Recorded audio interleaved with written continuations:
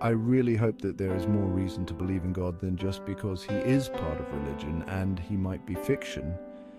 If this is the case, then I have spent so much of my life seeking something that isn't real.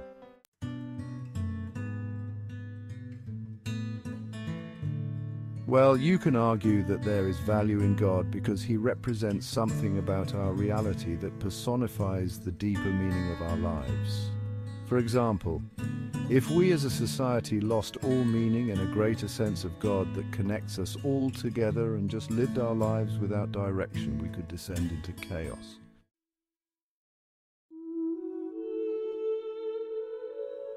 In the same way, God works for humanity. The idea of God has given the Western world purpose for many years, and we have lived in prosperity as a result.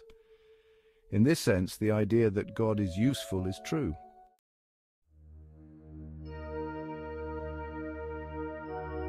What is the Holy Spirit? I have had feelings that resemble this, or I think they do. Having unusual, remarkable feelings is one thing, but identifying those feelings as something God-related is another. I really wonder if Christians are continually having extraordinary feelings.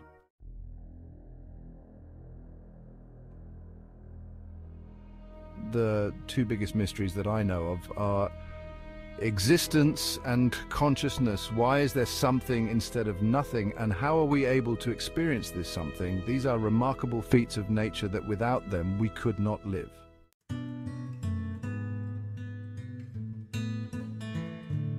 Believing in God gives a person a different view on life. With God in mind, you tend to approach life events with a little part of you always thinking about him. Whether you are treating someone with kindness and thinking that will please God, or avoiding church and worrying about what God thinks of you, to live a life with God gives a completely different outlook.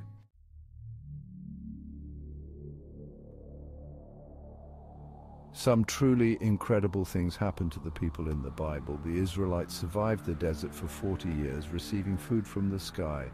Jesus died on the cross and came back to life. God spoke directly to his people on many different occasions. Fundamentalist Christians take all these stories as true and believe they actually happened. It amazes me how these things are impossible enough that nobody expects such miracles in life today, but there is a whole religion that gives people the framework to believe in these impossible miracles. The crazy thing is that everything like this, that makes almost no sense, can be explained with one word: God.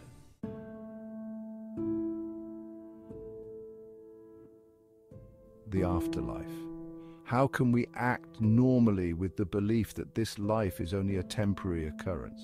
To live with this in mind, as Christians often do, is to throw away all that matters. To think life is not it is to think everything that ever happens is not of importance. I do not like this.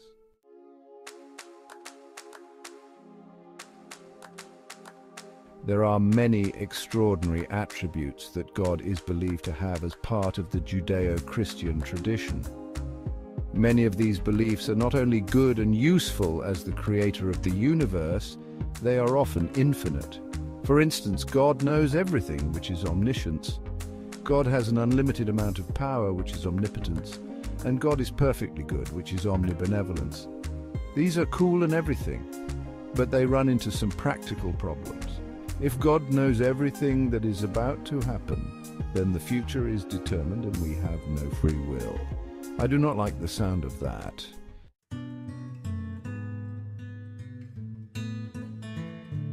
Occam's razor is a rule of thumb that suggests that the simplest explanation to a question is most likely the simplest. So, if you apply this to the world and our existence, it can be extremely difficult to explain it all. How does the world have order and allow us to live long, meaningful lives? It could be that we are just merely a result of evolution and we are just a result of a chaotic system, but in such a universe with so much chaos, it is not very simple to suggest that our lives are just a product of randomness.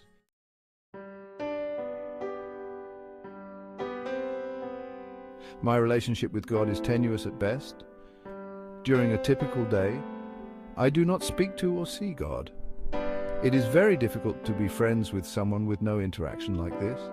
So that means I'm not friends with God. Are we less than friends then? We could be acquaintances. But for that, we would both have to acknowledge the other person, or deity. In my case, I cannot be certain of this. God might not exist.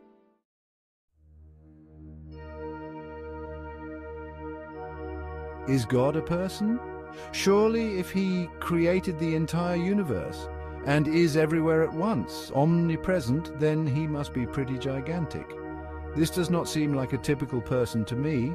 To be in control of something as big as the universe, he would have to exist in a way that transcends space and time.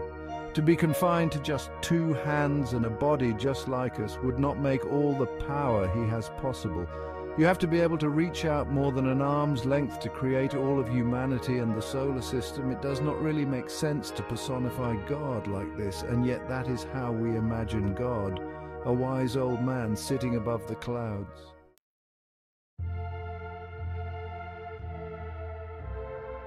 The problem of evil is a real issue for the Judeo-Christian God. It is enough to convince people that God does not exist. The problem rises when you consider that God is all good, so would want there to be no evil, and is all-powerful, so would be able to remove this evil. So when God created this world and the attributes allowing him to avoid evil, God just went ahead and allowed evil. This is explained in Genesis, where Adam and Eve ate from the forbidden tree of knowledge. Making a mistake and the evil in our world is punishment for this.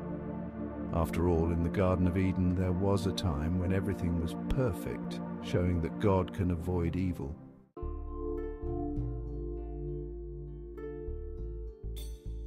God as a collective term for everything supernatural is a much easier concept for me to grapple with. I have a tendency to just focus on God. For some reason, to also focus on the particulars of the Christian version of God is harder for me. To also discuss the Holy Spirit and Jesus alongside the Father is a little too specific for me, particularly when I'm not sure that God exists in the first place. For more information regarding the particulars of God, please read the Bible. Otherwise, it's just me ranting about God in general. I hope you don't mind.